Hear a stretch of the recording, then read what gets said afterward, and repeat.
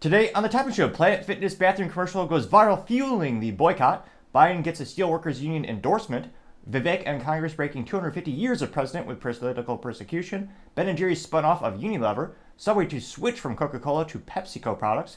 Doritos still silent after the backlash and still getting roasted on social media. And Glassdoor to show users real names. All of that much more on the Topping Show.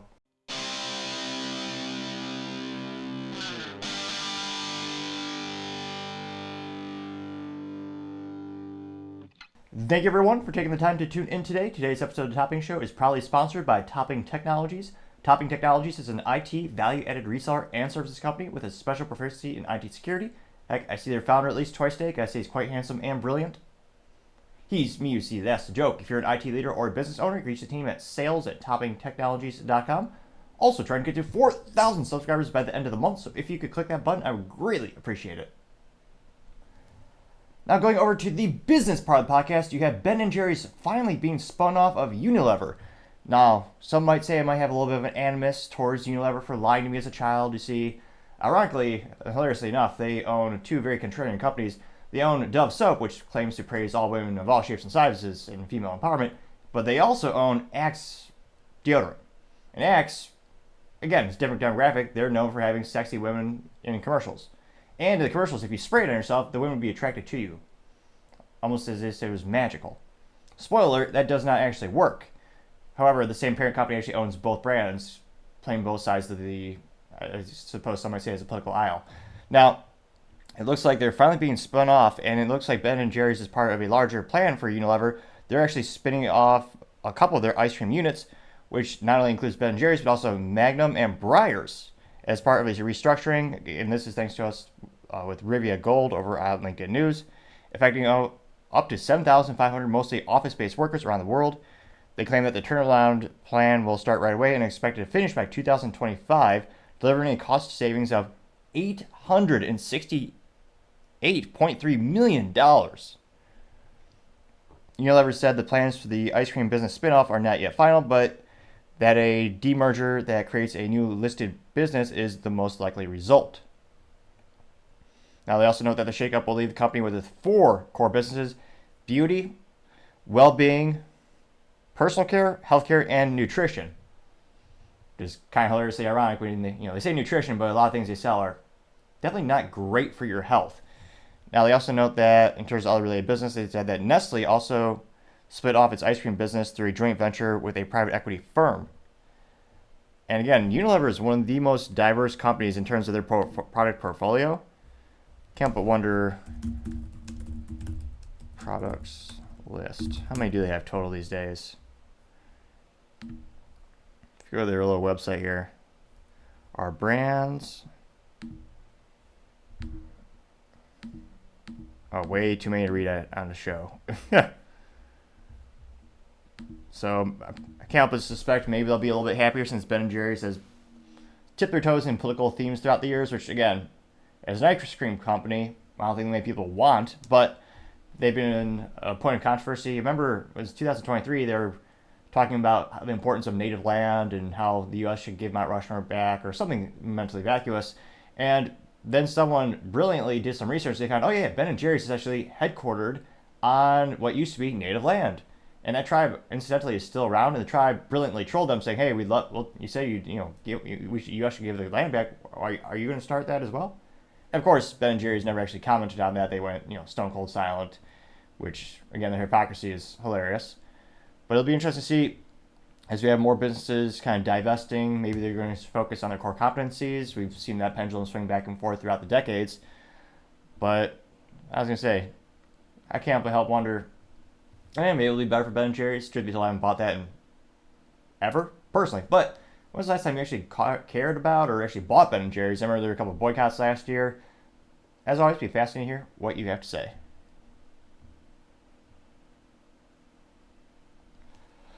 Other interesting business news, you have Subway to switch from Coca-Cola products to PepsiCo. Now, this is pretty rare for most fast food franchise types of situations. I mean, one of the longest lasting franchise agreements I can think of in terms of product endorsements and utilizing a specific brand has to be Coca-Cola and McDonald's. I mean, they've been that way for over half a century. And it's very rare for these companies to actually switch. I mean, these are huge, expensive, complex contracts. I can't help but imagine the complexities of being that sales rep. Again, all these franchises have thousands of stores, usually globally as well. And I wonder if this is just due to cost saving, but they've been, with Coca-Cola for quite some time. Now, specifically under the agreement, starting January 1st, 2025, Subway will offer PepsiCo products, including Pepsi, Pepsi Zero Sugar, Mountain Dew, Starry, Tropicana, Lipton, Aquafina Water, and Gatorade. Now, they said that the company said franchises will have the option to carry a larger selection of Gatorade flavored, which, yeah, nothing says sports working out like a Subway sandwich. I don't know, it's always been a weird attempted product branding. I know they used Michael Phelps for a couple of years. Now, when asked for comment, you have Doug Fry, who's perhaps one of the most appropriately named last names in terms of like you work in a fast food or you work in a food and beverage company, and your last name is Fry. That almost seems like destiny. Now, again, Mr. Doug Fry says, quote, "The partnership with PepsiCo is an exciting milestone in our journey to become America's favorite place to eat, drink, and work," unquote. And apologies, he's the president of Subway North America, which, even more appropriate, though they don't sell French fries yet. They've been making a lot of changes since going private. You can now buy I forget the pretzel lady. Is it Auntie Anne's pretzel? Does they have like the foot-long pretzel and like the foot-long churro? Because again, the parent company owns those intellectual properties, so it makes sense to consolidate the cost and provide it pretty economically. He also said, quote, "It's a win-win for everyone, and it brings a delicious suite of beverage and snack choices to our guests, driving additional consideration of these menu items. We will also be providing cost-effective, streamlined solutions for our franchises." Now, it looks like they say this will streamline their company's beverage and snacks under one supplier, which, again, that makes sense. I mean, PepsiCo Frito-Lay, the whole company, that's, what is it, about 60 to 65% of the salty snack aisle. If you go to like a Walmart or any most grocery stores, throughout the years, they've collected one of the most impressive portfolios when it comes to snacks. The odds are, to roll the dice, they most likely own the snack you're eating or buying at the fast food places, at the grocery stores. Now, when asked for comment, they had the president of PepsiCo Global Foods Provider, Anne Fink, and she said, quote, "The agreement with Subway represents two iconic companies coming together to further their commitment to delivering operational excellence and driving breakthrough innovation for consumers across the United States. Together, we're elevating the consumer experience with dynamic beverage and snack offerings, including those that appeal to a broad spectrum of consumers, bringing new flavors to Subway fans in a powerful way," unquote. And it looks like North America is one of the last to get this contract. So say it looks like PepsiCo is already a current Subway beverage provider in other regions of the world, including a weird country called Canada. Some people call it Canada. You also have Germany, the Nordics, and the Netherlands. Let's see here. And incidentally enough, in terms of other fast food franchises, it looks like you also had Pepsi and kicking out Coca-Cola from Culver's a couple years ago. So can't imagine how good the commission check is for the sales rep over at PepsiCo and how long that sales cycle was. Because again, usually traditionally when it comes to business-to-business sales, the larger the dollar amount, the more complex, the more time it usually takes, especially the larger companies. I mean, you look at some of the global companies, it might take years to actually complete a successful sale with them. And it's going to be interesting to see how much savings the stores will get. And again, Subway desperately needs to make changes. Prior to when they were public, we had more access to all their data and look at sales figures. The average Subway store made about $500,000 per year in revenue, which is nothing. Because again, that's revenue. You have to think about what's the cost of the rent, what's the cost of electricity, what's the cost of the internet, what's the cost of the heating, cooling, what's the cost of then the ingredients, the food, the people. It was one of the least profitable options when you look at a franchise and some of the lowest revenue, especially when compared to competitors who are usually raking in $1+ million in revenue per year. And the stores are also had the issue where they're dated, and they're trying to fix some of those things, but they desperately need to get aggressive. And again, they could streamline, consolidate some of those processes. Inflation's hurting everyone. Most of these stores do not want to raise prices because consumers, no one wants to pay higher prices, so they gotta get creative. They gotta get more efficient. It'll be interesting to see what happens to PepsiCo in the future. But granted, I never give financial advice, but I'm pretty impressed they were able to get this contract away from Coca-Cola. When again, Coca-Cola is the almost default juggernaut for many fast food. The exception being Yum Brands, which I mean, they own a lot of things. They own a lot of intellectual property in a lot of stores, like Pizza Hut, Kentucky Fried Chicken, and incidentally enough, they use PepsiCo products because they used to be a part of PepsiCo before they were spun off into a separate brand. So they technically were PepsiCo clients, but they themselves PepsiCo at one point. But as always, let me know. Are you going to miss Coca-Cola products if you were to go get your Subway sandwich? Can you even taste the differences between Coca-Cola products and PepsiCo products? As always, it'll be fascinating to hear what you have to say. Now going over to the culture part of the podcast, you have Doritos still staying silent after the backlash and still getting roasted on social media. Now, this comes after Doritos, I don't know how mentally vacuous they were, but they didn't do a background check apparently, or a modicum of research when it comes to one of their brand ambassadors in Spain, who turned out to be, again, in terms of the United States culture, it is still very controversial to have a trans spokesperson or spokesman, or whatever you want to call their brand ambassador, whatever title you want to prefer. That's a controversy in and of itself.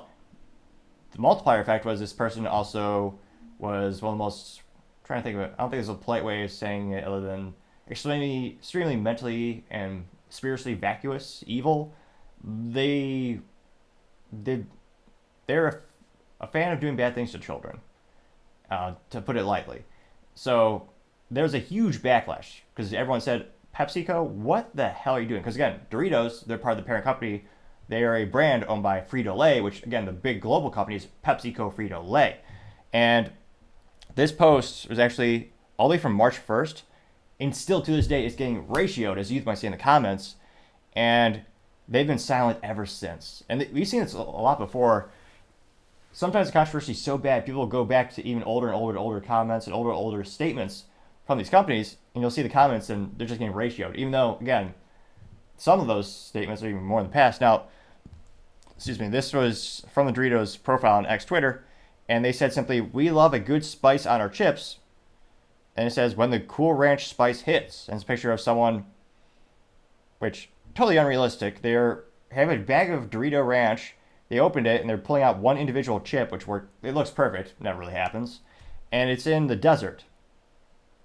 And then it's juxtaposed with a picture of a guy with blue eyes with, I guess he has a buzz cut in the desert.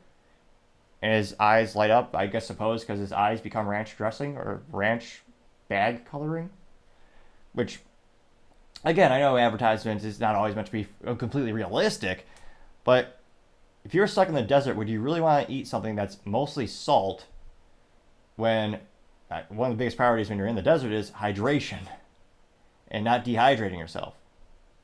So it's interesting. Perhaps maybe that's the point of the commercial or the ad. It's supposed to be so hilariously ironic or unrealistic. Maybe probably not. Let's just dive in the comments. So again, for the views, it did really good actually. I mean, it got 132,000 views, which again for an individual brand is pretty good. When we look at Bud Light and Budweiser, I was getting like 5,000 to 12,000 views, in part because of the business blunder of the century of hiring Dylan Mulvaney. Now Doritos, again, they got 132,000 views earlier this month. This was posted about this is on March 1st.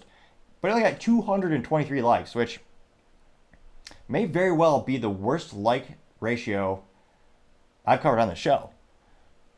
Now, when we go to the comments, well, the first one simply comes from Texas Red saying, quote, "It's time to Bud Light Doritos."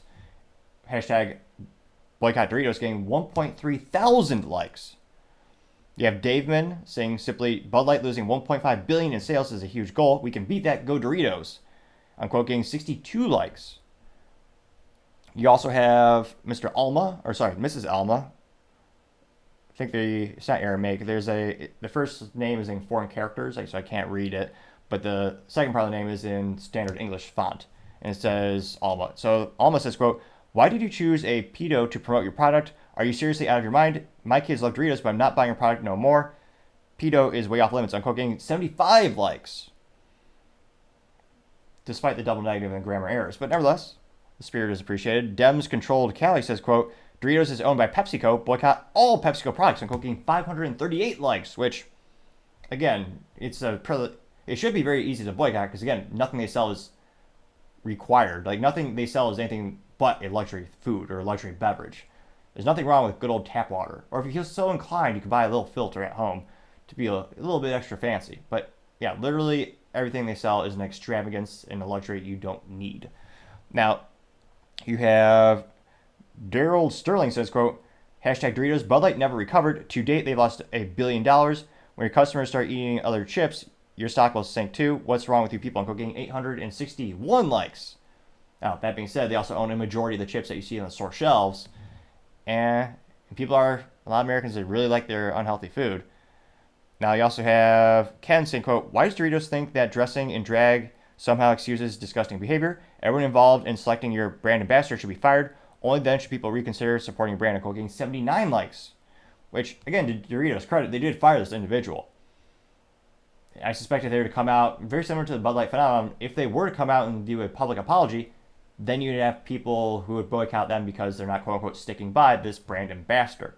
Which, again, you have to ask yourself, what's the larger market, or, what amount of consumers are you going to piss off the most, or the least, so you can get the best amount of sales. I can't but think, granted, demographics of the United States are changing, but North America is one of the most important markets, and truthfully speaking, people in North America are not hip with those types of mentally and illegal activities. You also have, let's see here, James simply said, let's see how many billions we can cost Doritos. We cost Anheuser-Busch InBev $27 billion, let's beat that. And they're retweeting End Wokeness, and End Wokeness said, quote, this is who Doritos just partnered with for the brand ambassador in Spain. You know what you gotta do. Getting 947 likes. Just Call Me Charge says, quote, Doritos is off my grocery list for good, unquote. Pooch emoji getting 14 likes. You also have Brad Morgan saying, great job, Doritos, and is retweeting End Wokeness, where it's a clip of this evil person saying, quote, and this evil person, I think it's in Spanish though. So this individual is saying, I advocate for the destruction and for the annihilation of the traditional family, unquote. That was their brand ambassador. Which, again, if you look at historically speaking, the best cultural, I don't know if I want to call it invention or whatever you want to call it, but the nuclear family is the most efficient mechanism in history, I think, for society in terms of, actually raising a family and society. And that did get 1.9 thousand likes. Let's see here. You have Kazian Zazasta saying, quote, this is your employee, and is a picture of the former Doritos brand ambassador. I guess this individual's name is Samantha Hudson. And it's a picture of this individual talking about doing unspeakable things to children. They got 564 likes. Let's see, Mafia says, quote, get ready for the Bud Light treatment, unquote, getting 1.5 thousand likes. And again, let's just scroll to the top, see how many total comments. There was 3,000 comments. And I've yet to find a single contrarian statement. And that being said, there are some individuals who would, call this individual brave, or they want to support this individual. I'd call those individuals that want to support that mentally vacuous. But they exist out there. And I don't know, maybe they will actually start to boycott those brands because they didn't, quote, unquote, stick with this brand ambassador. But I don't think it's coincidence that, again, it's going to be going down a month of Doritos saying nothing on social media, which, again, if you look at what Bud Light did, that was very similar. I believe it was almost 60 days where they just said nothing. Which, again, for social media, that's almost a lifetime. Usually people, especially brands, they'll tweet or post multiple times a day, trying to interact with prospective clients and fans. And yet, I'm not seeing a single contrarian statement trying to stick up for Doritos. And they haven't said much since. Again, given how this is almost devolved into a political ideology or almost a political type of speaking or political topic, it's one of those instances where maybe they'll just say nothing because they think they won't piss anyone off, which kind of inevitably it's not really going to make anyone happy. But maybe they think, hey, we say nothing, eventually things will get back to normal. Now, I'm curious, it's been almost a month since the incident. If we pull up PepsiCo's stock, let me see here. Let's see. So in terms of the past month, I mean, it's basically done nothing to the stock. And again, they did fire this individual apparently as soon as they found out about this person's past and what they stand for. If you look at their stock, I mean, year to date is down 0.21%, so that's kind of negligible. The 6-month trend is down 1.61%. In the past month, though, it's increased 2.2%. And last week, it went up by 4.53%.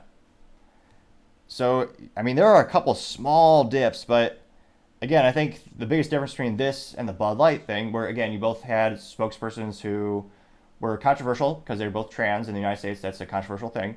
And you also had issues where with Bud Light, they're targeting children because the average person who tuned into Dylan Mulvaney is about 15 years old. In this case, I think it's actually worse because, again, the individual is saying down with the nuclear family. The individual is also talking about doing evil things to children. So it's one of those instances where it's almost worse for Doritos, but because they responded so swiftly, and Bud Light to this day still claims that their VP of marketing is on an unpaid leave of absence, some ridiculous thing like that, because they're worried about being sued, which shows you how backward ass the course art system is in the United States. But I think because Bud Light, they took so long and they never really addressed the topic. Now, this one, they officially said, hey, they're no longer a spokesperson for the company. Would an apology from the CEO help? Perhaps. But again, it trended for a couple days in terms of boycott Doritos. But unlike a lot of other brands, they have more than 50% of the market share. Most people aren't going to know most of the brands that Doritos owns or PepsiCo owns. It's a huge portfolio. So let me know in the comments, are you surprised the stock has basically did not affected at all by this? And do you think people are actively going to boycott it when, again, they did fire this individual pretty much day one? Granted, I'm not sure how mentally vacuous they are not to look at the background of this spokesperson, but I can't but think, culturally speaking, I think Bud Light, they're still going to be struggling for quite some time.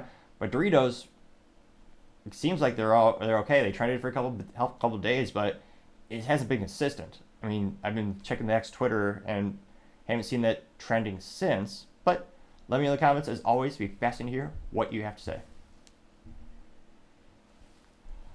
Other interesting cultural news, you have Planet Fitness bathroom commercial causes more backlash. Now this, and the advent of Planet Fitness thinking, it was a brilliant thing to stick by this policy where, again, controversially, especially in the United States, they allow biological men to change in women's bathrooms where, again, women and children change. And they had an individual who, I guess, a man who identified as a woman who went into the bathroom at Planet Fitness to change and was shaving, actually. And someone who looks like a nice grandma walked in, saw that, took a picture, and said, hey, Planet Fitness management, what's going on here? Kick this individual out. What's wrong with this? Well, I mean, this person's a pervert. And Planet Fitness punished grandma. They revoked her membership, which is almost unheard of when it comes to gyms. Usually they struggle to make a profit. All their sales happen in January, statistically speaking. And again, it's a cutthroat industry. There's a lot of overhead costs, a lot of machinery costs, and yet they thought, you know what? We're going to cancel grandma's membership because she called out a man changing in the women's locker room as well as shaving in the women's locker room, where again, women and girls change. And Planet Fitness said, oh, it's going to be okay. And now, not only are people canceling, it's trending. It's now resurging now, thanks to a commercial. Now, this comes to us thanks to Libs of TikTok on X Twitter. It's not too long, only about 29 seconds. And I appreciate everyone's patience. I'm looking at some technologies. I just bought I think it's called the Elgato Stream Deck. So that should presumably be arriving shortly. So I'm trying to get the technology record to actually show picture-in-picture during production, since I don't have the resource allocation to actually add it post easily and quickly. So again, if you have additional suggestions, let me know in the comments. But I do appreciate it, and let me know. I'm trying to work on that. Now, there's a TikTok said, quote, holy shit, this is an actual Planet Fitness commercial. They really don't know which locker room men and women are supposed to use. They make a mockery of women. It's just a joke to them. Women are not safe at Planet Fitness. Their own policies even probably state that men can use women's locker rooms. Unbelievable. And this was a real commercial that they paid to produce. It looks like it starts off with a... Is that man wearing khakis? Our tour with the locker rooms. How pathetic is that? He's wearing a polo. As we all know, men always suit up and look the best. And he's taking I'm guessing a biological woman who takes a lot of testosterone or a lot of steroids. Grandma's jacked, so to say.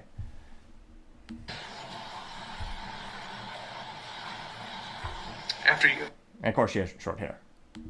No, after you. Okay. It looks like there's something, I'm not sure if that's part of the original commercial, but it says culture dot something. It's all in rainbow on the top right of the screen. And this man looks very timid, or you might call him a pushover. He's walking to the men's entrance, and now the lady's coughing. Oh. Had a tickle in my throat. I don't know which one you're supposed to use. Dum dum dum dum dum dum dum dum. It says not the end of commercial, they have text on screen that says, "Not her planet." Dum dum dum dum dum dum. Yours? What? Not her planet, yours. Dum dum dum dum dum dum. Cool. But I guess it ends by saying "dum dum dum dum dum," which, case in point, it is a dumb commercial. It doesn't tell me about the features of the gym, doesn't tell me the price point, doesn't tell me the fitness equipment, doesn't tell me a promotional time of year to buy anything. It seemed like a pretty worthless commercial. But then, interestingly enough, they end the commercial with saying, "Not her planet, yours." So they do know what a her is, apparently. And this went viral, to say the least. It got 1.7 million views in the first 24 hours. And it also got 19,000 likes. And which, again, this commercial will appeal to some people. I'm not saying they're not going to increase their sales by nothing. But let me know in the comments, do you think the market they're trying to target with this commercial, is that number greater than the number of people they're pissing off and alienating by having these commercial and these policies in place? I think especially right now, you're alienating, as this has almost become a political issue, you're alienating about 50% of the market, if not more. As some people are saying this is a Republican versus Democrat thing. I actually have a lot of liberal friends who also think this is evil and they don't believe it as well. But again, there are people who think this is a good thing, and maybe this will increase their sales with that new target audience. But I don't think that audience is, if that was their only customer base, they would go out of business. I know that's an increasing market, but it can't be sustainable at this current point. And I can't but think, again, it's not only an ineffective commercial, but it's also ridiculous. But maybe I'm alone in this assessment. Maybe everyone in the comments is so inspired by this commercial, they're actually going to go out and buy Planet Fitness rudimentary memberships today. I mean, probably not, but let's dive in and find out. One of the first comments comes from Paul Zupa saying, quote, "The most effective thing you can do to a woman is pretend she does..." Oh, no, sorry. I can't sometimes speak perfectly. It's one of those instances where I have a theory, not a doctor or a scientist, but I can't but notice the more subscribers I've gained, the better I've been able to speak. Now, granted, there's a lot of speaking aptitudes, to say the least. I still speak way too fast sometimes. I don't enunciate enough in some instances, and sometimes I just stumble over words. However, if you look at the first couple of videos when I started almost a year ago, there's been a modicum of improvement as the subscriber count has increased. Granted, again, maybe it's just a modicum, maybe it's just a little bit of improvement, but I think it's an improvement nevertheless. So if you can click that button, I would greatly appreciate it, and it may very well assist in my ever-evolving journey to become speaking apt. You know what I mean. Probably, hopefully. Now, again, I'm going to attempt to say what Paul Zupa said, quote, "The most offensive thing you can do to a woman is pretend she doesn't exist. Because Planet Fitness has chosen their path, their gym will, ironically, soon not exist. The universe has become, as a way of balancing things out, unquote, getting 1.8 thousand likes," which, again, when you look at things women look for in gyms, I would think safety is a top priority, and I would think privacy is another top priority, especially for locker rooms, especially for parents. I know some parents probably think it's totally, I don't know what would they say, it's groovy to have biological men and women's locker rooms, but I think a majority of parents would say, as they would say on the TV, "Oh, hell no." I don't own a TV. Well, I really don't own a modern TV or cable, but I would assume that's something like that would say. Now, Peacemo says, quote, "Go woke, go broke," and is a screenshot of their stock price crashing by 11.37% down to $56.06 per share. That got 652 likes.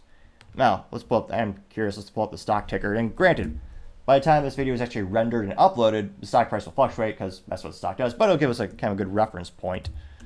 Let me see here. Stock price, Planet Fitness. Let's see. And so it went up a little bit, but if you zoom out, it's not great. Last week it dropped, what was it, almost 3 to 4%. In the past month, if you zoom out, it's down 11.31%, down to $58.41 per share. Looks like the lowest, it was about $56.46 per share. And they don't even pay dividends, so there's not even an incentive to actually buy and keep hold on to the stock throughout all those years. You just get the gains at the end if you were to sell it, if you sell for a profit. Then the government steals. Taxes that as well. Again, not financial advice by any means necessary. Going back to other comments, you also have Sammy Joe Cooks for you said, quote, "First I asked the guy behind the desk if it was their policy to allow a man who identifies as a woman to use a women's bathroom. The moment they answered yes, that it was their policy, I said, thank you The confirmation, please cancel my membership. 5 minutes later, bye-bye, unquote. That got 1,000 likes. Let's see here. Brando says, quote, judgment-free zones are meaningless if they are not women's safe zones. And it's a picture of a clown, what is it, a clown hair thing? Toupee?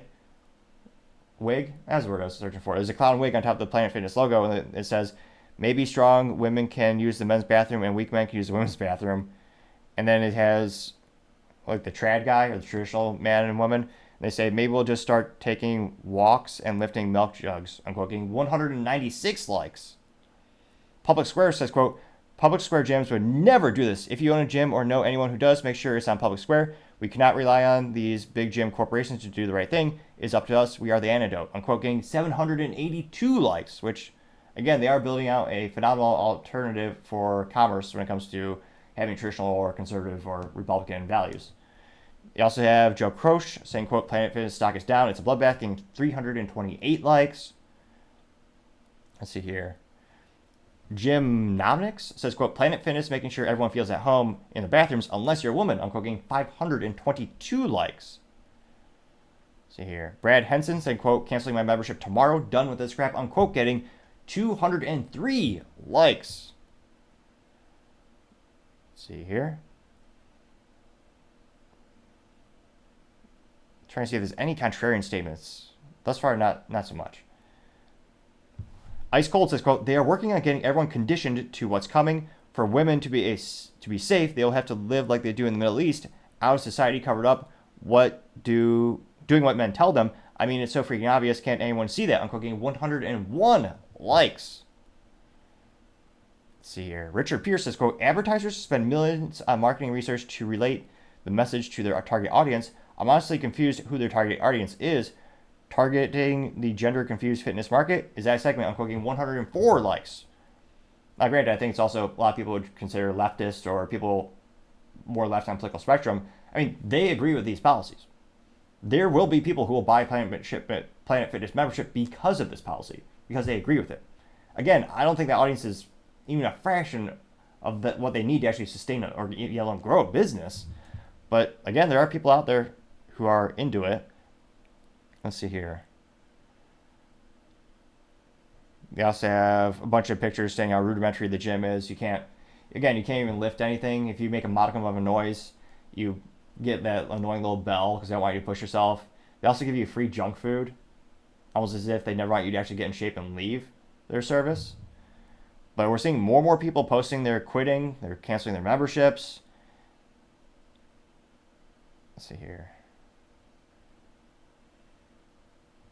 And I can't but think, again, I mean, the stock hasn't crashed down to zero. There's still how many billions they're raking in these years? They're still wildly successful, or they were. But, I mean, they are trending quite a few times. And let me see here.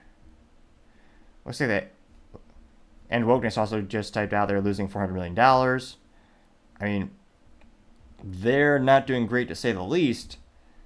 So it'll be interesting to see, what's the long-term ramifications for the company.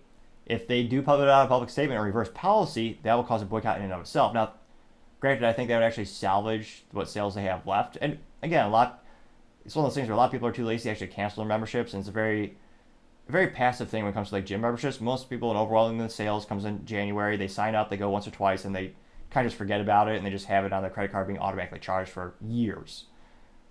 But if you piss people off enough, they will actually take the effort to actually cancel it. So let me know, have you canceled your Planet Fitness membership? Do you know anyone who actually is signing up because of their policy on the bathrooms? As always, be fascinating to hear what you have to say. Now going over to the political part of the podcast, you have Biden getting the Steelworker Union endorsement, which has 850,000 members, which is quite a few to say the least. Now this was brought to us thanks to Daniel Wallace over at Fox News. They note that the United Steelworkers, also known as USW, endorsed Biden for a second term. Now, it looks like that is 850,000 workers in the mining, metal, pulp, and paper and rubber, chemicals, glass, auto supply, and energy producing industries. And they also note along with a growing number of workers in healthcare, higher education. Let's see here. And serving unions. conducted a months-long process that included surveying union members regarding their top priorities. Now, the union said, quote, also, quote, sent prospective presidential candidates in both parties a detailed questionnaire to determine where each of them stand on key issues affecting workers' people. Let's see here. Who is this gentleman? McCall? Trying to see this individual. Okay, so USW president is David McCall, and he said, with a straight face apparently, quote, President Biden proved time and again during his first term that he stands with working families. He continues the quote, saying, quote, his vision and leadership allow our nation to strengthen workers' access to collective bargaining, grow the middle class, and embark on a path towards widespread prosperity, unquote. Those were words. Now, the union, let me see here. Of course, they have a picture of Biden also with Sean Fain, who's head of the United Auto Workers, which has increased to the point where it's the highest contract ever for the big three. It's going to be a rough year for the auto community. Well, for the shareholders and people who want to buy the products specifically. McCall also said, quote, our members told us that they value retirement security, affordable health care, and labor laws that support our ability to form unions and negotiate strong contracts, unquote. Apparently inflation is not on their list of concerns or nation's security. So, let me see here. Of course, they claim, well, granted, a lot of them are doing donations. So it'll be interesting to see how many of these workers actually believe that, and how many of them are going to vote lockstep and key with the management of the unions, which, again, some states, some areas actually have to be forced into a union, like a gang, and then they take your money and they give it to politicians. Interesting. Personally, I don't think you should ever be forced to join anything, but that's just my 3 cents. It used to be 2 cents, but 40-year hyperinflation, thanks to our government ineptitudes on the left and the right, it's got to be 3 cents. Now, what I have to do with they also know that some of the members agree with the president because of the ironically named, the Inflation Reduction Act, which guaranteed a lot of big contracts for them. But I'm actually more interested. What do the comments say? That's usually where life gets a lot more interesting. You have Steve781, very inspirational name. He says, quote, Biden picked up the union leaders, but the membership likely does not agree. Trump gave blue-collar workers a real raise between 7 and 8%, the first raise they've seen in 30 years. Biden took that away and has left them with real wage decrease, not the first one they had in 30 years, unquote. That got 221 likes and only 12 down likes, which is quite a positive ratio to say the least. Again, in terms of Biden's political acumen, he spent decades dating or courting, whatever term you use, the unions. I mean, the thought that, there's a rumor that maybe the UAW might not endorse Biden, which is ironic because the president's policies are making the traditional automotive companies less profitable, thereby giving less money to actual people who are in the union that work there, actually digging their own grave by forcing EV mandates, which EVs will require less low-skilled labor to actually assemble. But I partially digress. It's hilariously ironic, some might say, including me. And it'll be interesting to see. I mean, he has, for decades, courted the unions, and overwhelmingly they have his support. I don't think Trump's going to get even one major union behind him. I mean, it's also one of those dirty secrets where the union supports the president, and the president gives him big, juicy contracts. Some people might call it a bribe or a quid pro quo, but it's legal for the public sector unions to do that. Now, you also have other quotes. Now, let's see here. The Anti-Federalists responded to Steve saying, quote, whether the leadership endorsed him is irrelevant. What matters is which lever each individual steelworker will pull when he's voting in the voting booth, unquote. Very true. That got 136 likes. And yes, again, they're not necessarily a monolith. It's also the leadership of the UAW, or in this case, the United Steelworkers. And I've had family members on both sides of the political aisle, that's true too, but both sides of the automotive community, as that's probably one of the most famous unions, being the United Auto Workers, where you have families assembly cars, you have people who design and engineer them, train. So I've seen kind of the best and worst of both sides. Now, you also have VMOS6 said, quote, been union for over 50 years. The union talking heads always push us to vote for Dems. All the union folks I work with always voted for Republicans, including me. So much for Biden's endorsements. I'm quoting 223 likes. Now, granted, there's also the ripple effect. if you're a prospective political donor, now granted, most people in businesses of influence will donate to both sides of both sides of the political aisle to kind of hedge your bets. But if you see, hey, this potentially means Biden has 850,000 additional votes for him, that could sway you to maybe make some political donations because, again, you might think the odds are greater that he's going to win, and maybe you'll have some influence if you were to donate a little bit more. So again, there are many ripple effects, and I understand the political significance importance of some of these endorsements. Let's see here. You also have Brainless saying, quote, he picked up the endorsement of union heads, but the actual workers will be voting for Trump, unquote, getting 134 likes. Babalu says, quote, unions have no control over how their members can vote.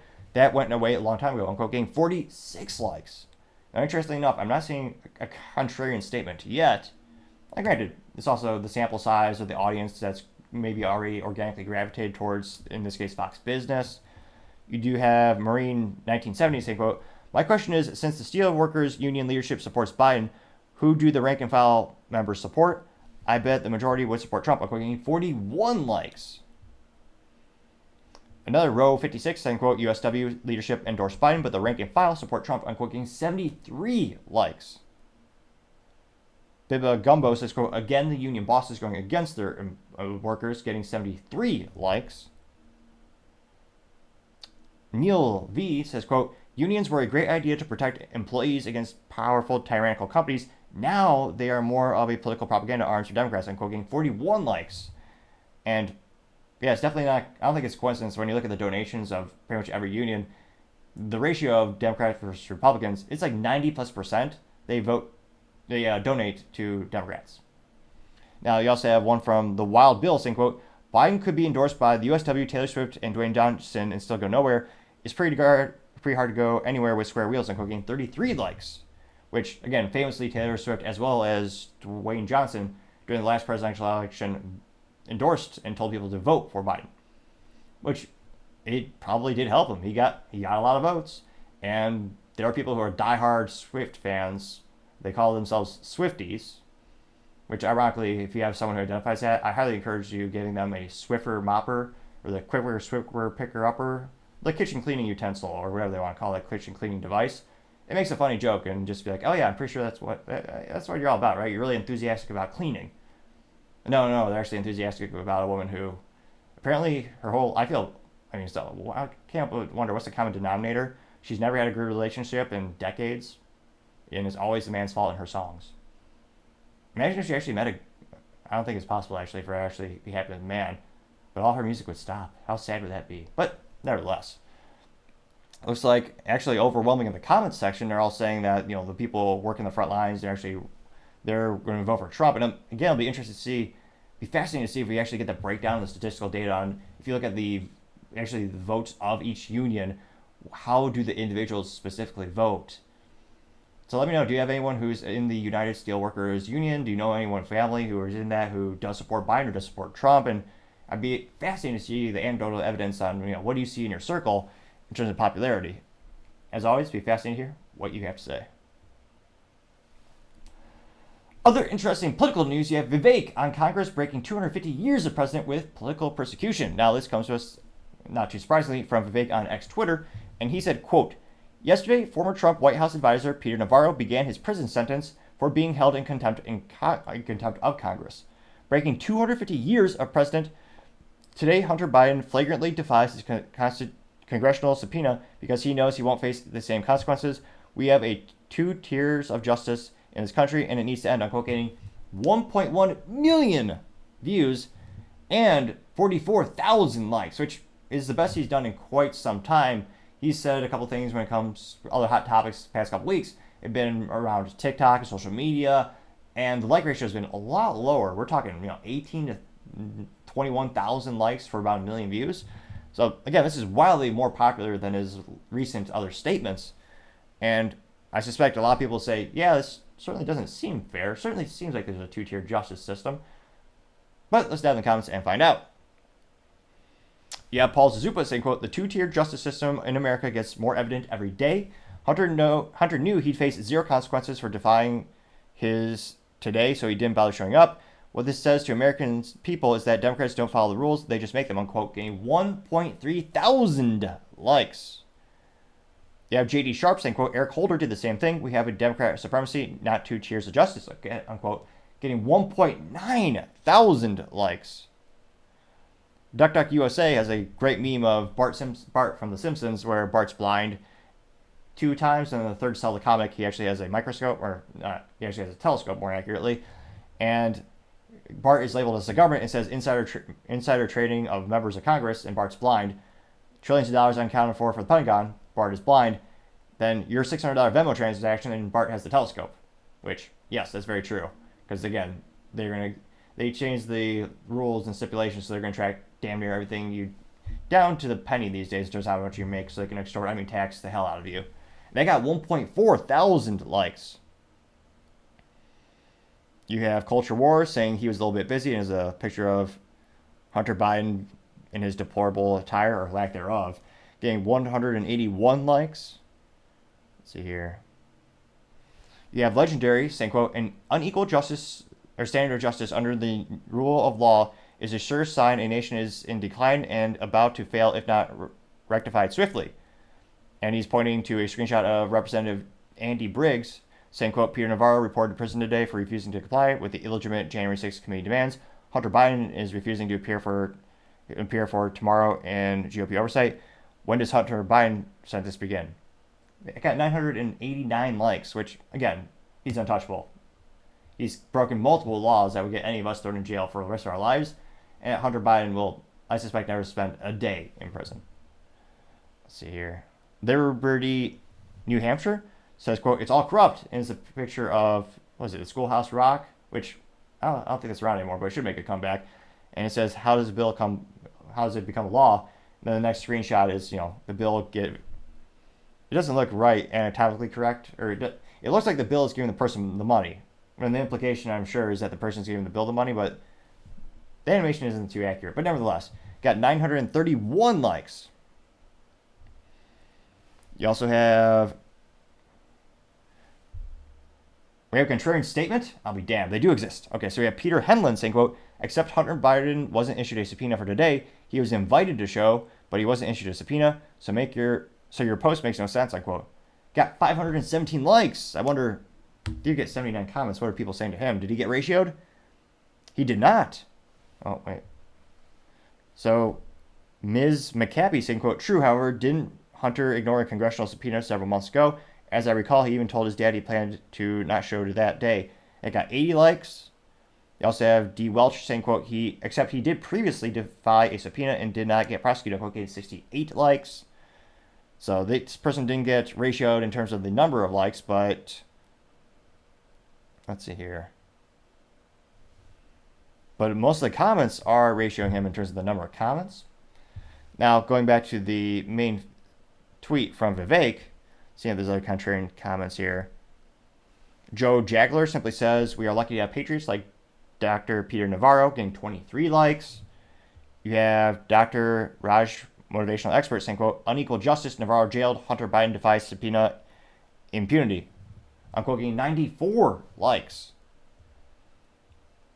Let's see here. Lisa says, quote, this makes me sad. Our thoughts and prayers are with you, Peter Navarro, getting 25 likes. Bill Lawrence says, quote, don't forget Eric Holder. He was never held accountable for contempt. It certainly is a two-tier justice system. I'm getting 68 likes. Let's see here.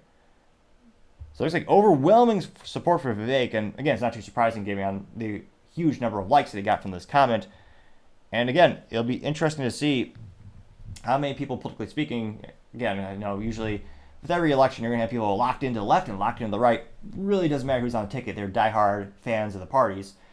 But really, who in the middle and who can be swayed, who's going to see this and start to kind of question, why do you have the same things being treated differently? The same actions, however, depending on your political affiliation, sometimes you will get prosecuted or you won't get prosecuted. One of the best examples be the improperly stored files that pretty much every person in Congress and government has done. Trump had his improper files around the House. Biden did. Mike Pence did. Even, what was the other one? Was it Hillary Clinton? Well, she had a server on-prem or on-premise in her house where she just deleted all her emails. Which, again, that's an intentional act to do. and she also smashed her cell phones to hide data or hide what she was doing. And yet, and Obama, he had improper files or lack of security for improperly holding files as well. So again, Mike Pence, Obama, you have Biden, and yet only Trump is prosecuted. And again, a lot of people joke that Mike Pence is just a Democrat in disguise. No topic for another time, perhaps. But again, just anecdotally speaking, trying to be as impartial as possible, just looking at all the data, it certainly seems like certain people are being prosecuted just based on political persecution. I mean, let me know in the comments, do you see people out there talking about this? Is this a concern for most Americans? Do they think it's just made up or not real? As always, be fascinated to hear what you have to say. Now, going over to the business blunder of the day, you have Glassdoor to attach real names to profiles, which, again, is mentally vacuous to say the least. There's a time and place for everything, and in this case, no, that's not going to work out for them in a positive way. Now, Glassdoor, their claim to fame was being a review site where you can review your employer, give anonymous feedback. You didn't have to use your real name. And for a lot of people, it's a great barometer for knowing should you join a company. Sometimes there's some great reviews, and they get pretty specific. They even ask, what's your opinion of the CEO? Is it a positive outlook? Is it a negative outlook? I mean, what are your thoughts on the traditional things like compensation, salary, company culture? And back when I used to think I'd want to work for someone else, I would check the website and reference it all the time. And truth be told, I wrote a couple reviews. Some pretty, fair, and I think they were all fair, but some pretty positive about the business that I worked for. Some more negative based on some experience that I had. And most people were comfortable writing those reviews because it was anonymous. You didn't have to use your real name. And now apparently, again, maybe they'll backtrack tomorrow, but it seems like that policy is going to change thanks to an acquisition. Now, this is thanks to Bobby Armstrong over at LinkedIn News, and he said, quote, Glassdoor has caused an uproar after attaching real names to users' profiles. According to Architectnia, the 16-year-old site has allowed users to register anonymously for years, where they often posted candid opinions about past and present employers. But that changed last summer after the integration with professional networking app Fishbowl. All Glassdoor users were given a Fishbowl account, and Fishbowl requires ID verification, thus paving the way to names being displayed without consent or potentially being revealed in a leak or subpoena, unquote. And a lot of people saying, time to delete it. Which again, if you wrote something brash or negative, as long as it's accurate and real, I don't think you have much to complain. I don't think you have much to worry about. But if you're making stuff up or being, if you're being dishonest, then yeah, I think I could see that being a real concern. And then again, some people might not want to employ you just because maybe every review you wrote was negative. Well, if that's the case, perhaps maybe they found your common denominator. Maybe it's the individual, or maybe they just have terrible luck and every place they've worked for in decades just been all bad. Just more food for thought. Now, going to the comments section on LinkedIn, some of the top ones come from Lauren Coons, who she says, quote, I found Glassdoor to be quite valuable in warning me away from working with a particular placement agency not too long ago. They aren't cute social media sites like TikTok or Facebook we're talking about. This is a site where people like me have looked for unvarnished truth about a particular employer. I don't want that watered down because people need to be, quote, careful about what they post. I want honest truth, warts and all. You may be fine with sunshine and roses versions of everything, but I'm a bit more realist myself. Unquote, getting 9 likes. Which again, yeah, if you see, it's almost one of the things like kind of like on Amazon, if you see something that's 5 stars, and 98% of the reviews are all 5 stars, you start to wonder, how realistic is that? Is it made up reviews? Are they buying reviews? Is it bots? It's almost as much as a red. I suppose it's not. It seems to be a huge red flag, almost if it's an entirely perfectly rated thing. Now, go down to 1 or 2 more comments here, since this is, as youth might say, going viral on LinkedIn. Let's see here. You also have the scroll. Let's see. Here we go. You also have Patrick Hayes saying, quote, have users ever been made aware of changes of their privacy policy? And even if Glassdoor did a slip EULA change through an email, sign up, or policy change, I recon that there will be a class action lawsuit in their future for making these changes for their privacy. Many folks joined and posted Glassdoor under explicit assurances made by the company for anonymity, unquote. Now that got 7 likes or 7 reactions. It looks like there's 1 laugh out loud or laughing emoji. Perhaps because that person's just very litigious, or they understand that a majority of these websites, the terms and conditions pretty much cover every conceivable scenario to allow the company to do whatever they want, realistically speaking. Let's see, we'll do one or two more comments here. Benjamin Wilkins says, quote, "This is a great way to piss off users. Total underhand move to change the way personal data is handled after it has already been collected under different pretexts covered by the guarantee of anonymity by Glassdoor." Let's see here. Yeah, I can't help but I'll do one more comment, or try to find one more amusing comment. I simply have... We'll do more. Ashley Vorvor, she says, quote, "This change is really sad, especially for people who are looking to switch jobs. People usually rely on Glassdoor reviews about the company. However, with this change, it could be difficult to continue that practice," unquote. Getting 2 likes. Now, granted, I also like that as well. Because, again, I think that's one of the biggest value adds, or used to be one of the biggest value adds of Glassdoor, is you didn't have the fear of maybe your company having repercussions against you. You wouldn't be concerned about maybe not getting a raise because you're a little too spicy with your review about your critiquing your manager or your company or the CEO.